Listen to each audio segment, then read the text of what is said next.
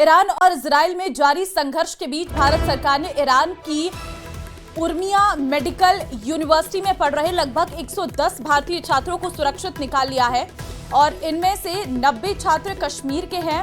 Iran से निकाले गए ये छात्र मंगलवार को आर्मेनिया पहुंचे थे, जहां उन्हें राजधानी येरेवन के होटलों में ठहराया गया था। इसके बाद उन्हें कतर के रास्ते भारत लाया गया और इजराइल और ईरान में जारी युद्ध की वजह से ये छात्र ईरान के अलग अलग शहरों में फंसे हुए थे। तो भारत का ऑपरेशन सिंदूर लगातार जारी है और आपको बता दें वापस लौटे हैं 110 छात्र। भारत का ऑपरेशन सिंदूर, जहां पर 110 छात्रों की भारत वापसी हुई है। ईरान से ये छात्र लौटे हैं। ऑपरेशन सिंधु की कामयाबी यहां पर देखने को मिली है। भारत का ऑपरेशन सिंधु लगातार जारी है। इस बीच क्योंकि ईरान में भारी तबाही है, जहां पर भारत के कई नागरिक जो हैं वो फंसे हुए हैं। अलग अलग शहर में ईरान के भारतीय फंसे हुए हैं, जिनमें काफ़ी ज़्यादा चिंता बनी हुई थी और ऐसे में वो अपने देश वापस लौटना चाहते थे। कोई पढ़ाई के सिलसिले में तो कोई जॉब के सिलसिले में जो है ईरान गया हुआ था। ऐसे में अब जब वहाँ ईरान और इजराइल के बीच जंग तेज हो गई है और लगातार धमाके हो रहे हैं, कई शहर तबाह हो चुके हैं, तो वहाँ पर रह रहे छात्र जो भारतीय छात्र थे उन्हें डर सताने लगा था। अब ऐसे में भारत वापसी आने पर उन्होंने सरकार का शुक्रिया अदा किया है। साथ ही अपने परिवारों से मिलकर वो काफी ज्यादा भावुक भी नजर आए हैं।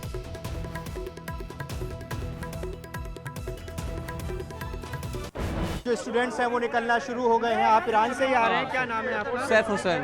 सैफ हुसैन कहाँ के रहने वाले हैं? सर महाराष्ट्र, नागपुर। महाराष्ट्र। तो नागपुर सर, मैं उनके साथ हूँ, महाराष्ट्र गवर्नमेंट के साथ। अच्छा, ऑफिशियल से सर। वहाँ पर माहौल था, कुछ बताएंगे? सर वॉर का माहौल कैसा रहेगा सर? बिल्कुल वॉर जैसा माहौल था। बस वॉर था। ये पूरा प्रोसेस रहा वहाँ से। हमारी एम्बेसी ने बहुत काम किया है, बहुत जबरदस्त एम्बेसी है। अच्छा, ऑसम। तो अभी कहाँ जा रहे हैं आप? सैफ हुसैन सर। देखिए सैफ हुसैन है, महाराष्ट्र के रहने वाले हैं। आपको तस्वीरों में दिखाएंगे। यहाँ पे और भी स्टूडेंट्स जो हैं वो फिलहाल निकल रहे हैं। एक बार तस्वीर यहाँ से और दिखाने की कोशिश करेंगे। जो स्टूडेंट्स यहाँ से पहुँचे हैं और स्टूडेंट्स से भी बात करते हैं, इनसे पूछ। एक्सक्यूज़ मी, आप भी ईरान से आए हैं? क्या नाम है आपका? हुमैरा। कहाँ से हैं आप? मुंबई से। तो अभी आप बताएंगे, अपना एक्सपीरियंस शेयर करेंगे वहाँ पर किस तरह से, क्या कहना चाहिए? मैं अभी नहीं कर सकती। अच्छा, तो ये प्रोसेस कैसा रहा वहाँ से पूरा इवैक्यूएशन करने का? वहाँ कैसे हालात थे? उर्मिया यूनिवर्सिटी के स्टूडेंट हैं? वहाँ कुछ नहीं था, बट ईरान के हालात बहुत थे। जहाँ हम लोग थे वहाँ इतना कुछ नहीं था। हाँ, तो वहाँ कब गए थे आप पढ़ाई करने के लिए? मेडिकल के स्टूडेंट हैं? अभी हम लोग को 1.5 ईयर हुआ है। 1.5 ईयर। तो अभी क्या आगे शेड्यूल रहेगा आपका? यहाँ से आप कहाँ, जो महाराष्ट्र गवर्नमेंट के अधिकारी हैं, कहाँ आपको अभी रखेंगे? हम लोग अभी यहाँ से फ्लाइट करने वाले हैं, मुंबई की। अच्छा, कनेक्टिंग फ़्लाइट है आपकी। तो अभी आप सेफ फील कर रहे हैं, यहाँ पहुँच गए हैं, तो वहाँ कैसा आपको डर लग रहा था वहाँ पर? हाँ, लग ही रहा था, ऑब्वियसली लगेगा ही। तो वहाँ और भी स्टूडेंट्स आपसी बात होती थी? तेहरान में भी वहाँ तेहरान के माहौल की पता चल रहा है क्या? हाँ, हमारा भाई है तेहरान में। अच्छा, आपके सगे भाई हैं? नहीं, कज़न है। वो भी मेडिकल की पढ़ाई कर रहे हैं? तो उनसे बातचीत हुई इस दौरान जब ये सब शुरू वो हुआ? लोग को भी कर रही इवैक्यूएट, 2-3 दिन में वो लोग भी इंडिया आएंगे। तो देखिए, ये हुमैरा है, मुंबई के रहने वाली हैं। इन्होंने बताया है कि इनके कज़न तेहरान में हैं, वो भी उनको भी इवैक्यूएट करने का जो प्रोसेस है वो चल रहा है।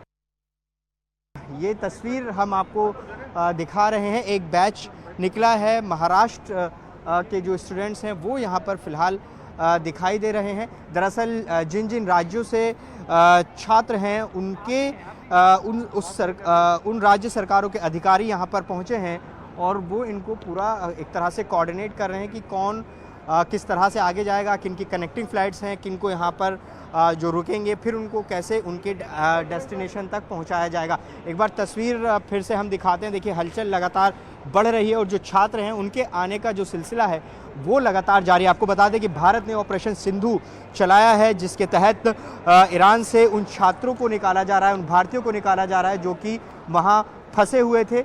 अभी 110 स्टूडेंट्स का जो बैच है वो भारत पहुंचा है। एक बार तस्वीर विशाल आपको दिखाएंगे। देखिए, यहाँ पर जो स्टूडेंट्स हैं वो पहुंचे हैं। ये तस्वीर यहाँ पर आप देख सकते हैं एक बार। लेके गए एयरपोर्ट से, फिर दोहा एयरपोर्ट से फिर इधर। What is the current situation in Tehran? Tehran Yes. Is there we are coming. Urmia में उतने हालात ख़राब नहीं हुए थे अभी। is there any critical situation or anything? No, not that critical. क्या नाम है आपका? आप कहाँ से आए हैं? कहाँ के मरियम रहने वाले? रोज़। मरियम, आप कहाँ से हैं? दिल्ली से। दिल्ली से। तो अभी वहाँ का आप बताएंगे वहाँ पर क्या हालात है उर्मिया में, खास तौर से आप सभी उर्मिया यूनिवर्सिटी के हाँ student जी, उर्मिया यूनिवर्सिटी। उर्मिया में अभी उतने हालत ख़राब नहीं हुए थे, हमें उससे पहले ही इवैक्यूएट कर दिया है। हैं? तो क्या वहाँ भी इस बात का खतरा था कि वहाँ भी हालात बिगड़ सकते थे, और क्या कहा गया? एक मिनट, पूरे फेस पे स्वेट है क्योंकि हम बहुत थक गए हैं। तो ये पूरा प्रोसेस कैसा रहा इवैक्यूएशन का? सब ठीक रहा?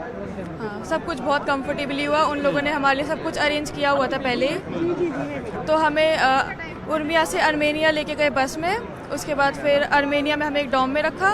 उस डॉम में ऑलरेडी कुछ इंडियन बच्चे थे, उन्होंने हमारी बहुत हेल्प करी। वो लोग बहुत हेल्पिंग थे, उन्होंने हमें अच्छे से हेल्प करी। फिर आर्मेनिया से फिर हमें लेके गए एयरपोर्ट। उसके बाद उधर के एयरपोर्ट से हमें दोहा एयरपोर्ट पे थोड़ी देर का स्टे हुआ। फिर हमें उधर से इधर दोहा अभी एयरपोर्ट। तेहरान का क्या माहौल वहाँ पर पता चला? तेहरान का हमें नहीं पता है। तेहरान में हालत ज़्यादा ख़राब है। तेहरान का हमें उतना नहीं पता है।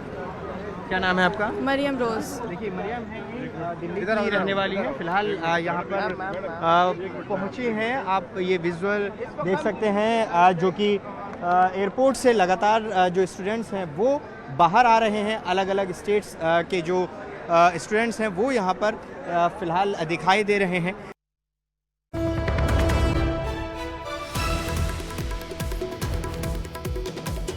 का है परिजनों का रो रो कर बुरा हाल है। पूरे कस्बे में शोक की लहर है। बुधवार को डीएनए मैच हो गया, उसके बाद परिजनों को उनका शव सौंपा गया था। थोड़ी देर में गोगुंदा में अंतिम संस्कार होगा, जिसकी तैयारियां कर ली गई हैं। 12 जून को एयर इंडिया जब अहमदाबाद से लंदन के लिए उड़ान भरा था, उसी दरमियान ही ये विमान हादसे का शिकार हुआ, जिसमें बैठी लंदन जा रही पायल खटीक, जो पढ़ाई करने के लिए जा रही थी, अपने घर से निकलकर वो नहीं पहुंच पाई और बीच में ही हादसे का शिकार हुई। बुधवार को डीएनए मैच हो गया है। परिजनों को शव सौंप दिए गए थे। आज उनका शव गोगुंदा के घर पहुंच चुका है। तस्वीरें आपके सामने हैं, देखिए उनके शव को लाते हुए एम्बुलेंस की टीम और परिवार का रो रो कर बुरा हाल है। ज़्यादा और जानकारी के साथ संवाददाता कपिल इस खबर पर जुड़ चुके हैं। कपिल, चाहे जितना पता हो 12 जून को यह हादसा हुआ, लेकिन जब शव पहुंचा तो वहां पर देखिए माहौल गमगीन।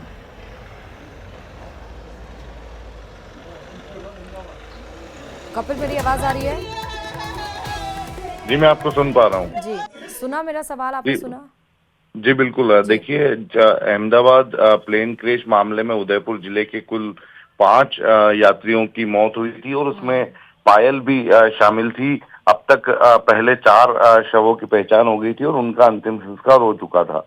बुधवार को पायल के शव की भी पहचान हुई। डीएनए जांच के बाद में शव मैच होने के बाद में परिजनों के सुपुर्द किया गया और अभी कुछ देर पहले ही परिजन जो पायल की डेड बॉडी को लेकर गोगुंदा अपने पैतृक गांव पहुंचे हैं। हालांकि पायल पिछले लंबे समय से गुजरात के हिम्मतनगर में अपने पिता के साथ रह रही थी और वहीं से पढ़ाई करने के लिए वे लंदन की फ्लाइट में बैठी थी।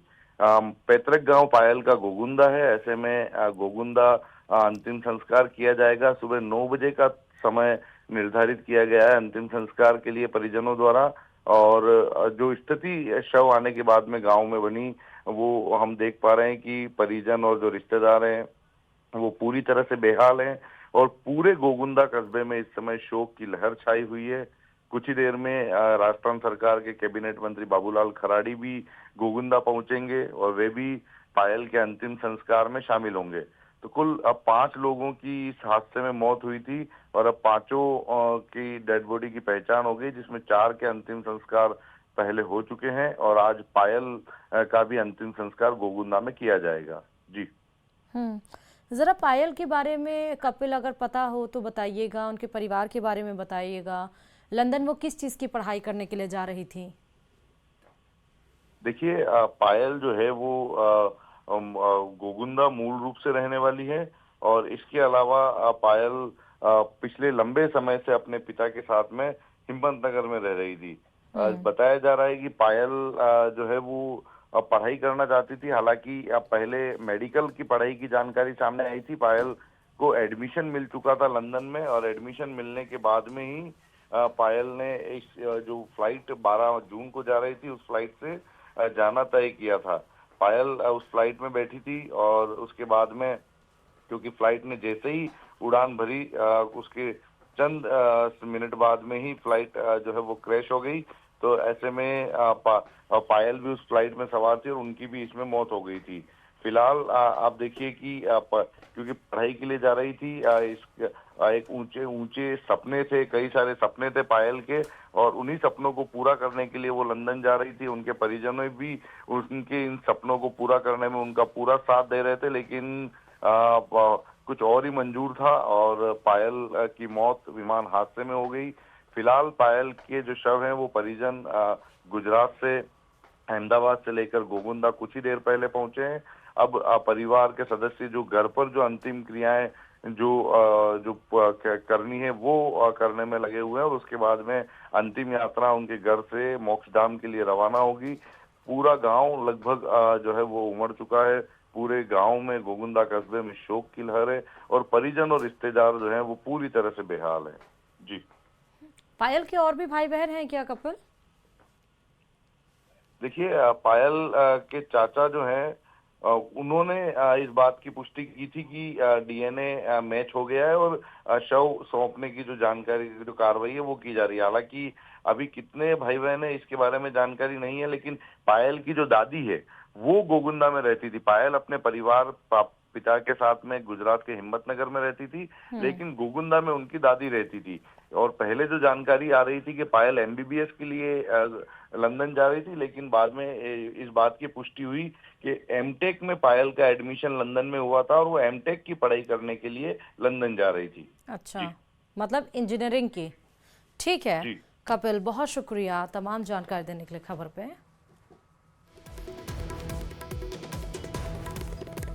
तो आप पायल खट्टिक की फोटो देख रहे हैं। 12 जून को जो विमान हादसे का शिकार हुआ एयर इंडिया का, कल डीएनए मिलान हुआ और डीएनए पहचान के बाद कल शव सपुर्द कर दिया गया था। आज उनके गांव गोगुंदा उनका शव पहुंच चुका है।